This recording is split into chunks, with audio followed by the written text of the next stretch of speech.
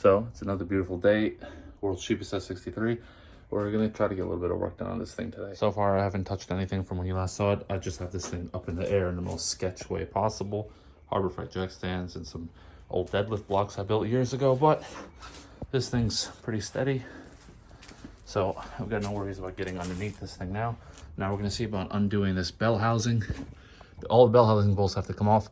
The O2 wiring, that's this part of the wiring harness that goes down. It's under the turn, it's right under the bell housing. That's got to come off, and we're gonna see about getting these exhaust pipes out of the way and unbolting these headers today. See what we're gonna do. Maybe we'll pull the transmission out.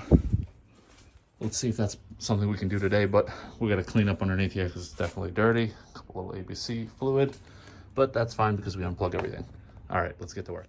Okay, so it's later on in the day, and I'm going to show you something that I noticed underneath the car as I was undoing transmission bell housing bolts. Now here's another, the bed plate that came with our replacement block. And interesting thing about the M156, all these main caps aren't individual pieces. They are all in one unit.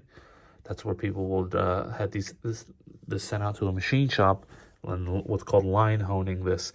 And they would have a machine run through and get this all in a perfect line, because they would all be individual pieces and they'd have to be in order and cut so they fit. But we don't really have to do that here since this is all one solid unit.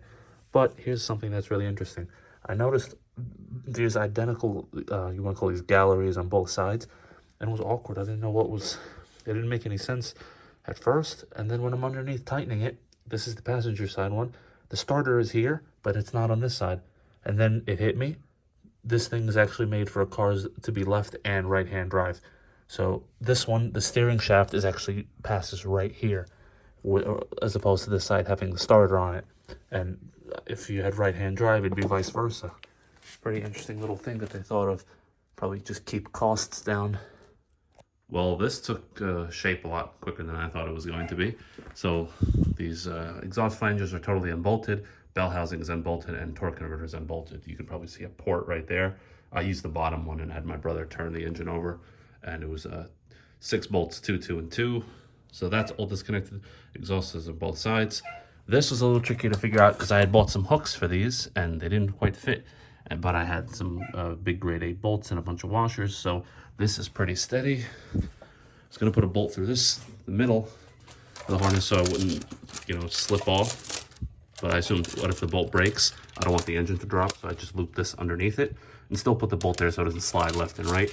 So even if that bolt breaks right there, the engine shouldn't be able to drop. And same deal here on the front. So this thing's pretty much ready. I have to put these legs on for the leverage so this thing doesn't completely topple over, but looks like we're gonna see if we can pull this engine out today. Okay, so this is underway. We got this thing lifted a little bit, and I can finally undo this AC compressor, so I can just lift this out without having the AC compressor completely detached, because I don't want to drain any of the gas that's in there. But this is starting to move. It's actually coming off the transmission. Oh yeah, that's coming apart nicely. I think I'm gonna drop it back down a tiny bit and then try to yank this forward. Okay, so this finally happened. This thing would not come off the back bell housing. It was just married to it, didn't want to budge. I got the jack up there on the transmission, so that actually helped it level it out a little bit. Coolant just started pouring out of this. I thought I busted the radiator, but I had a piece of wood in front of here. So engine is partially out. I'm just gonna jack it up the rest of the way. I tried getting a video of it, but it was staying stuck back there and I just didn't want to look like an idiot on camera. So let's get this thing all the way out.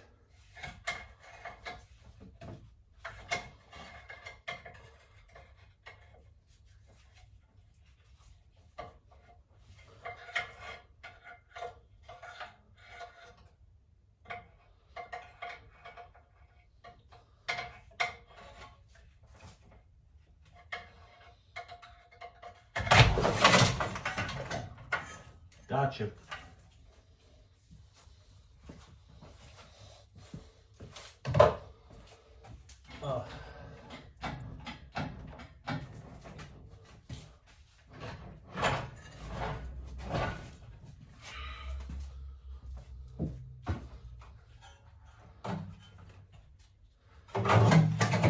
starter decided just to fall out of place. I don't know what's the story going on with this thing, but yeah, we got this bad boy just about out. Let's turn it this way. More altitude. I'm totally rubbing the hood pad, but that's okay.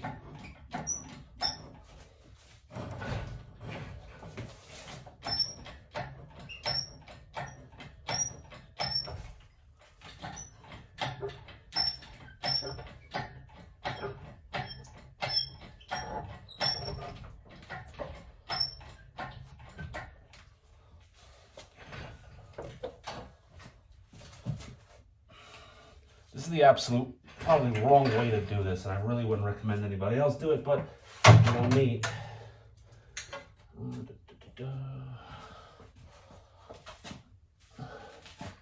Let's see if we can.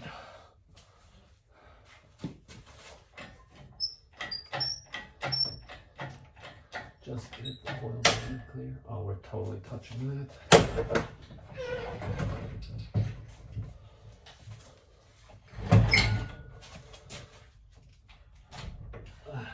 Okay, it's not so heavy.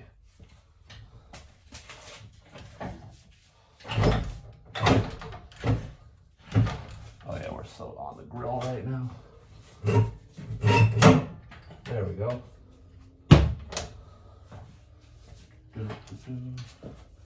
Is there anything else hanging up? We can pick you up a tiny bit more. I mean, I really don't think I'm doing that badly for my first time, but I'm sure you guys are having a blast watching an idiot try to pull that engine out.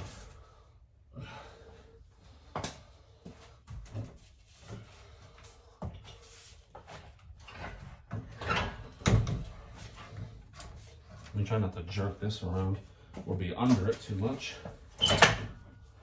There we go. Okay, let's move this light. This stuff blinding me from down there.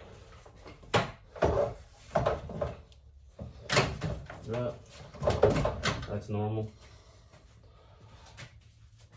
Let's move this cord out the way. All right. M156 is out. It took quite a bit of BSing on my part, but let's go over this bad boy. Looks like not bad. Well, this took a lot longer than expected, but we got her out.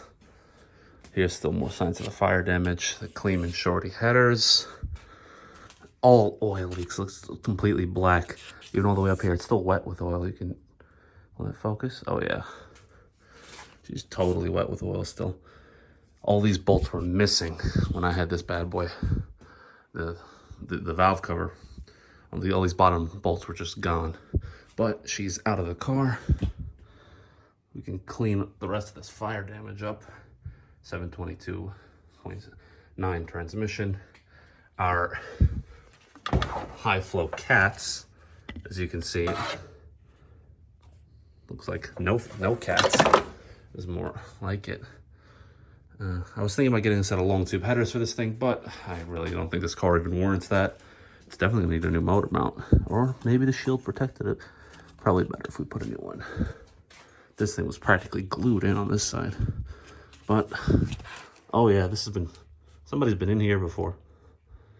The transmission's probably been replaced, who knows? But we'll find out. This bad boy's gonna come apart soon. I'm gonna try to get this onto the engine stand so we don't die or anything. And I know having my hand underneath there, but I was pretty confident that it was gonna move out quickly. So yeah, engine's out. That's it for this prolonged episode. It's gonna be a long video. I'll try to shorten it for you guys, but this thing's gonna come out. This thing's out. This is gonna come apart. That bad boy over there is gonna come apart with a new piston that we're getting tomorrow. And it is what it is. See you.